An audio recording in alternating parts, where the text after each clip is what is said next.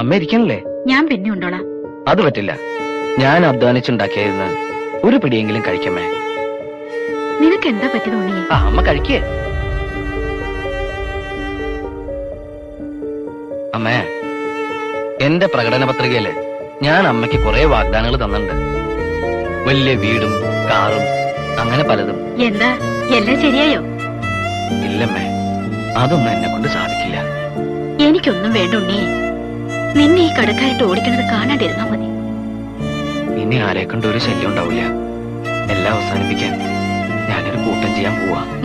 അതെന്താ? ഒക്കെ കഴിയുമ്പോ അറിഞ്ഞാ മതി. അറിയുമ്പോ അമ്മയ്ക്ക് ഒരുപാട് വിഷമമുണ്ടാവും. എന്നെ ശപിക്കരുത്. അച്ഛന്റെ ദേഷ്യമൊക്കെ മാറുമ്പോ അച്ഛനോട് അമ്മ പറയണം, ഈ ഉണ്ണി പാവമായിരുന്നു, പറഞ്ഞോണ്ട് ഒരു തെറ്റും ചെയ്തിട്ടില്ലെന്ന്.